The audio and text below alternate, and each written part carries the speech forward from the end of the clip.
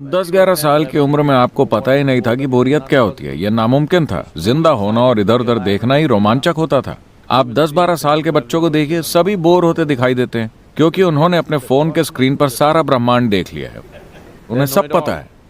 और खासकर पश्चिमी देशों में आप देखेंगे कि 8-10 की उम्र में बच्चे वाकई बोर हो चुके होते हैं। स्कूल की बसों में वो सब इस तरह बैठे रहते हैं क्योंकि जब तक आप 12 के हुए आपका एक लव अफेयर हो चुका है। आप जानते हैं ब्रेकअप क्या होता है, आप जानते हैं कि उससे बाहर कैसे आना है, आपने शराब चख ली है, शायद आप हर तरह की शारीरिक चीजों से गुजर चुके हैं और आप ब्रह्मांड को भी जानते हैं। अब और क्या बचा? 15 का होने तक कई लोगों के लिए जिंदा रहने का वाकई कोई मकसद नहीं बचता। अगर यही कल्चर चलता रहा, मैं नहीं कह रहा हूं कि यह भविष्यवाणी है, मैं बस देख रहा हूं कि यह शुरू हो चुका है। अगले 50 या 100 सालों में अगर 25 से 50% लोग आत्महत्या कर लें तो आपको हैरान नहीं होना चाहिए, क्योंकि शी व का अर्थ है वो जो नहीं है, वो जो अभौतिक है। अब क्या वो हम जिस योगी की बात कर रहे हैं, क्या वो मानव हैं? क्या वो कहीं और से आए हैं? देखिए, कई चीजें हैं। जैसा आपने कहा, उनके कोई माता पिता नहीं है। जब आप शिव के बारे में बात करते हैं, उनके कोई माता पिता नहीं है, कोई जन्म स्थान नहीं है। किसी ने उन्हें बढ़ते हुए बच्चे की तरह नहीं देखा। हर समय जब भी हमने देखा, वो लगभग उसी आयु के थे। और हम नहीं जानते कि उनकी मृत्यु कहाँ हुई। इतने महत्वपूर्ण व्यक्ति उस समय में भी अगर उनकी कहीं मृत्यु हुई होती, उन्होंने एक मंदिर बनाया होता, वो उनके लिए किसी तरह का कोई स्मारक बनाते। ऐसा कुछ नहीं हुआ। तो कोई जन्म नहीं है, कोई मृत्यु नहीं है, कोई माता पिता नहीं है, कोई भाई बंधु नहीं है। ऐसा कुछ नहीं है जिससे सिद्ध किया जा सके कि वो यहाँ थे। क्या इसका मतलब ये है कि हम ये मान ले कि वो कहीं और से आए थे? जरूरी नहीं है। पर अगर आप कहानियों को देखें, ये बहुत आम है कि शिव को यक्ष स्वरूप कहा जाता है। रोमांस का मतलब बहुत गहरी भागीदारी है ना? हाँ या ना? लेकिन दुर्भाग्य से लोगों ने रोमांस को केवल एक युवा पुरुष और महिला तक ही सीमित कर दिया है। नहीं, मैं निश्चित रूप से एक रोमांटिक हूं, पूरा रोमांटिक, पूरे ब्रह्मांड के साथ रोमांस करता हुआ। क्यों नहीं? सिर्फ पड़ोस की लड़की ही क्यों? पड़ोस की लड़की आपकी नजर में बहुत जरूरी हो गई है क्योंकि आपकी बुद्धि को आपके हार्मोन्स ने हाईजैक कर लिया है। अगर आपकी बुद्धि आपके हार्मोन्स के कब्जे में ना हो तो पूरा ब्रह्मांड भागीदारी के लायक है ना? अगर आप पर्याप्त ध्यान दें तो आप देखेंगे कि चींटी जैसी छोटी चीज भी एक अद्भुत प्राणी है।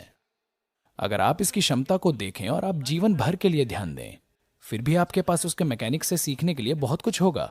हाँ, तो ऐसे में अगर आप पर्याप्त ध्यान दें तो आप एक रोमांटिक बने बिना नहीं रह पाएंगे। मैं कह रहा हूं कि चाहे आपको सबसे भयानक परिस्थितियों से क्यों न गुजरना पड़े, आप या तो उस अनुभव का इस्तेमाल एक बेहतर इंसान बनने के लिए कर सकते हैं या जीवन को अस्त व्यस्त करने के लिए। तो जब भी कोई चीज आपको चोट पहुंचाती है, आपके पास दो विकल्प हैं। आप चोटिल हो सकते हैं या समझदार बन सकते हैं। यह आपकी मर्जी है। जीवन की शुरुआत में ही आपको जितनी चोटें लगती हैं, आपको उतना ही समझदार बन जाना चाहिए। मगर अफसोस कि ज्यादातर लोग चोटिल हो जाते हैं सिर्फ इसलिए क्योंकि उन्हें अपनी ही बुद्धि को अपने खिलाफ पलटने के लिए बस एक बहाना चाहिए, बस। खासकर जब आपके आसपास की दुनिया आपके खिलाफ हो, तो क्या यह बहुत जरूरी नहीं है कि आपकी अपनी बुद्धि आपके साथ हो? इस दुनिया में इंसानों के हर दुख का कारण क्या है?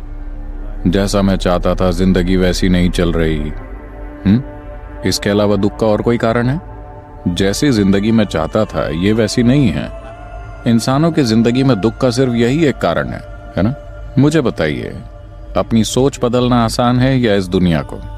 अपनी सोच को बदलना बहुत आसान है ना? अगर आप जिंदगी में कुछ बड़ा हासिल करना चाहते हैं, भौतिक जीवन में भी कुछ बड़ा पाने के लिए, यहां मैं आध्यात्म की बात नहीं कर रहा, सिर्फ भौतिक जीवन में भी अगर आप दुनिया में ज्यादा से ज्यादा पाना चाहते हैं तो उम्मीद मत रखिए। क्या आप शून्य ध्यान जानते हैं? कोई उम्मीदें नहीं। उम्मीद न होने का मतलब ये नहीं कि दिशा न हो।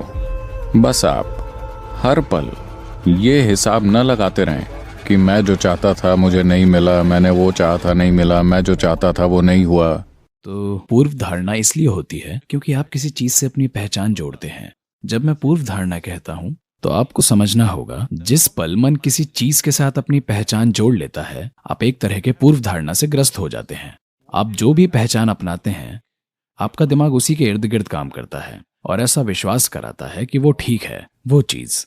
तो असल में आध्यात्मिक प्रक्रिया का अर्थ है किसी नई चीज के साथ पहचान ना जोड़ना, बिना किसी पहचान के यहां रहना सीखना, यहां एक जीवन के रूप में रहना सीखना, क्योंकि आप वास्तव में यही हैं, है ना? आप जीवन का एक टुकड़ा हैं या नहीं? आप वकील का काम कर सकते हैं, आप कोई और काम कर सकते हैं, इससे कोई फर्क नहीं पड़ता। दुनिया में हर तरह के काम करने होते हैं, आपको करने पड़ते हैं। लेकिन वास्तव में अगर आप देखें कि मैं सिर्फ जीवन हूं, तो जीवन हर चीज के साथ गूंज उठेगा। पूर्णिमा और अमावस्या को महत्वपूर्ण क्यों माना जाता है? खुद के साथ कुछ भी करना हो तो ये जानना मददगार होता है कि चांद किस अवस्था में है, क्योंकि ये सिस्टम में अलग अलग तरह के गुण और ऊर्जाएं पैदा करता है। अगर कोई जागरूक है तो उसका इस्तेमाल कर सकता है। तर्क से परे एक आयाम है जिसके बिना भीतरी आयामों तक कभी नहीं पहुंचा जा सकता। तो आमतौर पर चांद का असर अतार्किक माना जाता है। चांद उस तर्क से परे के आयाम का प्रतीक है।